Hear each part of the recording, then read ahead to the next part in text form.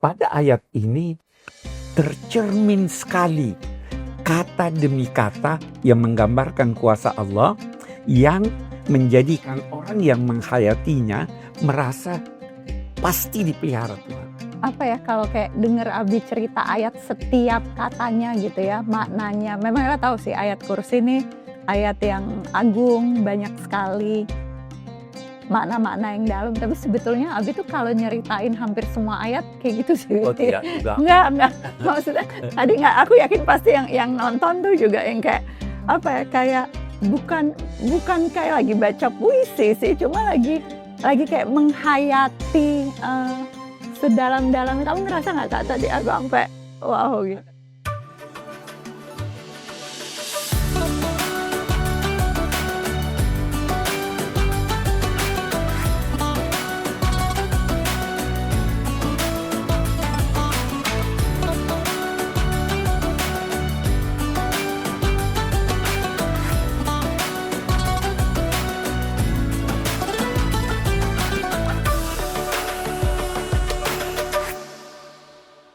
Assalamualaikum warahmatullahi wabarakatuh. Selamat kembali lagi kepada Tafsir Al-Misbah. Saya Fatihah Assegaf bersama Jidu Habib Quraish Shihab dan Mami Najla Shihab. Hari ini Jidu kita mau bicara soal ayat yang paling agung di dalam Al-Quran. Ayat kursi. Tapi mungkin kita bisa mulai Jidu dengan kenapa Al-Quran dan Allah memilih kata kursi daripada yang lain, mahkota atau tahta begitu Jidu. Iya. Kursi itu sebenarnya di sini metafor. Sama kita, dia dapat kursi empuk, dia dapat kekuasaan. Nah, ini ayat ini menggambarkan kuasa Tuhan. Nah, itu di tempat lain itu dia namai singgasana, al-arsh. Arsh itu singgasana. Kursi juga tempat duduk, tapi dalam konteks kita ini adalah kekuasaan. Ayat yang menggambarkan kuasa Allah. Nah, karena itu pada ayat ini tercermin sekali kata demi kata yang menggambarkan kuasa Allah yang menjadikan orang yang menghayatinya merasa pasti dipelihara Tuhan. Oke, Jido beri contoh ya. Oke. Ini dinamai ayatul hafiz, ayat yang memelihara. Satu orang takut, ragu, terus disampaikan pada dia, Allah, tidak ada Tuhan selain dia. Terus boleh jadi ada yang berbisik, setan berbisik. Ya memang tidak ada Tuhan selain dia, tapi sekarang Tuhan sudah mati. Ada kan orang berkata sekarang Tuhan sudah mati. Dijawab oleh ini, dia maha hidup. Ya, jangan sampai dia hidup, tetapi dia tidak mengurus saya. Ya, bicara Al-Qayyum, yang terus-menerus mengurus Al-Qayyum. Ya, jangan sampai dia mengurus, tapi dia ngantuk. Waktu dia ngantuk, saya diserang. Waktu la ta'khudhuhu sinatun wala naum. Dia tidak ngantuk, jangan sampai dia sibuk untuk mengurus dirinya. Dia butuh sesuatu. Ya, lahu ma fis samawati wa ma fil ardh. Semua yang di langit dan di bumi adalah miliknya. Lahu ma fis samawati wa ma fil ardh. Jangan sampai dia memang kaya, tapi ada orang yang dekat sama dia minta sama dia, tolong maafkan itu si A, tolong itu si A. Dijawab lagi. Apa yang ditanya? Manzaladzi yashfa'u indahu illa bi'idznih. La ya'khudhu sinatun wala naum, lahu ma fis samawati wa ma fil ardh. Manzaladzi yashfa'u indahu illa bi'idznih. Tidak ada orang yang berani mengajukan suatu permohonan kecuali setelah dapat izin untuk mohon. Masih ragu? La ta'khudhu sinatun wala naum, lahu ma fis samawati wa ma fil ardh. Manzaladzi yashfa'u indahu illa bi'idznih. Ya'lamu ma baina aydihim wa ma khalfahum. Allah tahu apa yang mereka rencanakan, apa yang mereka lakukan dulu. Jangan khawatir ada dia tersembunyi bagi Tuhan, tidak ada. Oke? Apalagi lanjutan. Ya'lamu ma baina aydihim wa ma khalfahum wa la yuhituna bi syai'in min 'ilmihi. Rencana Tuhan dia tidak tahu. Bagaimana kamu menghindar? Kamu tidak tahu rencananya. La yuhituna bi syai'in min 'ilmihi illa bima syaa, kecuali apa yang dikehendaki. Wasi'a kursiyyuhus samawati wal ardh wa la ya'uduhu hifdzuhuma. Kekuasaannya mencakup semua alam raya dan dia tidak terbebani mengurusnya, tidak letih mengurusnya. Ada satu hadis qudsi berkata, "Hai putra putri Adam, kamu kira saya tidak bisa memberikan kamu apa yang kamu butuhkan dari hidupmu, sedang saya mengurus seluruh alam raya." Baru ia tambah, "Hai putra putri Adam, jangan tuntut dari saya memberimu rezeki esok, karena saya pun tidak menuntut darimu untuk mengerjakan kewajiban besok hari ini." Tuhan tidak tuntut kita sholat subuh 2 kali. Itu baru dia katakan, "Demi cintaku kepadamu, cintailah." Itu Tuhan. Nah, ini ayatul hifz. Setiap datang setan berbidik ditampi sehingga tergambar Tuhan memang maha kuasa. Kalau saya bersandar padanya, pasti saya mendapatkan rasa aman. Itu ayat. Itu mana ayat qudsi.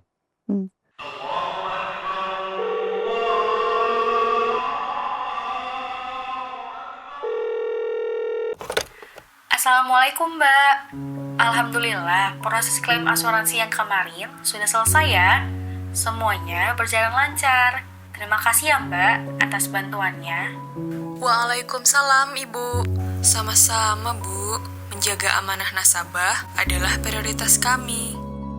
Memiliki asuransi adalah bentuk ikhtiar saya. Bukan karena takut, tapi karena saya ingin melindungi keluarga dari resiko finansial. Saya mempercayakan ikhtiar ini kepada Sun Life Syariah yang menerapkan prinsip syariah di produk asuransinya. Di Sun Life Syariah, saya mendapatkan apa yang saya persiapkan sesuai dengan yang dijanjikan. Agen saya pun memberikan pelayanan yang terbaik. Buat saya, ini bukan sekedar pekerjaan. Menjadi agen asuransi syariah adalah amanah dari Sun Life Syariah dan para nasabah. Dan amanah itu harus dijaga dengan penuh tanggung jawab. Di Sun Life Syariah, ikhtiar Anda kami jaga dengan amanah.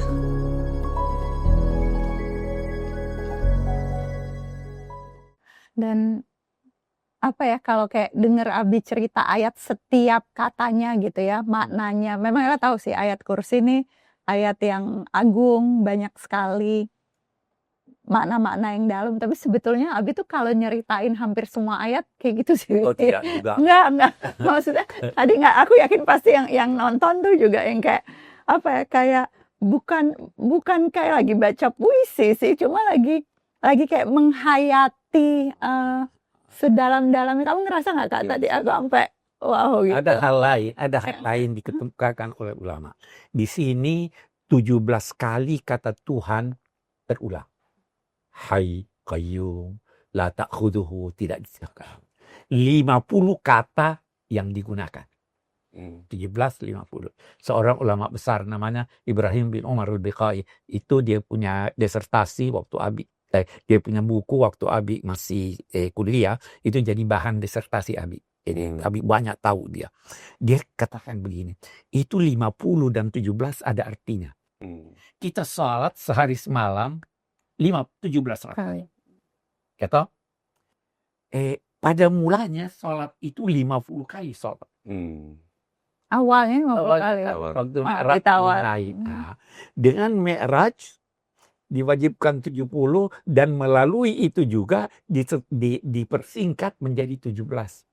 Siapa yang sholat dengan khusyuk, ya bisa dinilai Tuhan sudah melaksanakan 50, dan siapa yang sholat dengan khusyuk, dia akan berada di sisi Allah sebagaimana Nabi Muhammad berada di sisi Allah. Itu sebabnya dikatakan as-sholatu mi'rajul mu'minin. Mi'rajnya orang mukmin itu sholat, karena melalui sholat dia menghadirkan Tuhan.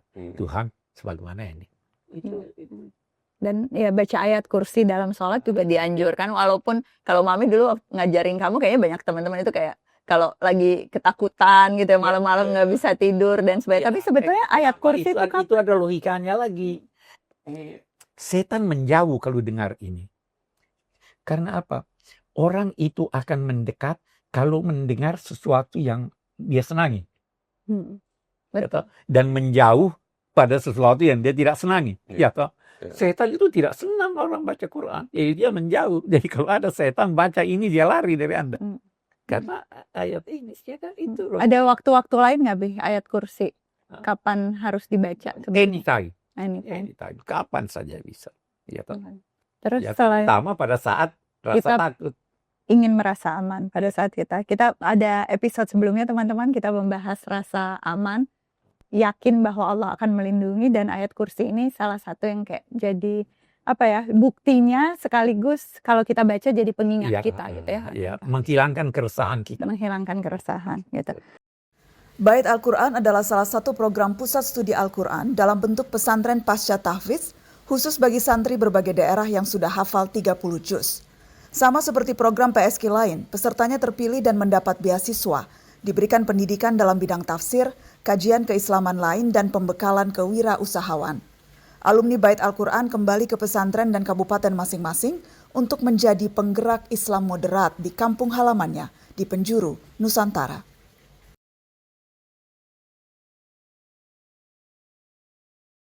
Tadi itu balik lagi, Bi, ke tentang cara Abi meresapi ayat. Kan Abi dapat kesempatan sampai sekarang gitu ya untuk mempelajari ayat-ayat yang sangat istimewa seperti ini. Kalau Ella kan ya mungkin nggak akan ada waktu lagi nih di dalam hidup buat belajar semua ayat. Tapi mungkin yang nonton juga, aduh jadi sedih, kepingin tahu kalau selain ayat kursi gitu ya, yang secara khusus kita bahas hari ini, apa Bi kalau boleh kasih 3 ayat atau 5 ayat atau apa yang betul-betul kita penting resapi, penting pelajari. Mungkin yang terpenting diresapi itu, difahami itu suratul Fatihah. Al-Fatihah. Karena itu adalah kewajiban kita untuk membacanya setiap salat, ya kan?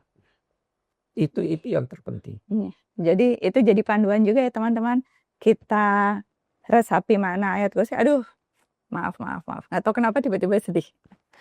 Kita resapi makna ayat kursi, resapi makna kehadiran Allah, tapi seperti yang Abi bilang ya, bukan cuma sesekali, setiap kali kita membacanya, itu juga semakin lama semakin menghayati, seperti bagaimana Abi menerangkan tadi. Dan yang berikutnya juga yang jadi penting sekali sebetulnya mempelajari, meresapi makna Al-Fatihah, yang juga kita baca minimal 17 kali sehari di dalam salat-salat wajib kita.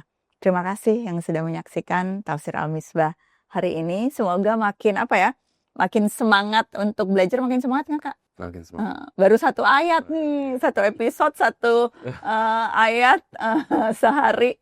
Cuma dapat berapa ayat kita teman-teman kalau cuma 1 ayat sehari. Mudah-mudahan bisa niru Abi juga sedikit untuk makin lama makin banyak yang kita fahami dari ayat-ayat Al-Quran. Bukan hanya berhenti di membaca, tapi juga mempraktekannya dalam kehidupan. Terima kasih sudah hadir bersama kami hari ini. Assalamualaikum warahmatullahi wabarakatuh.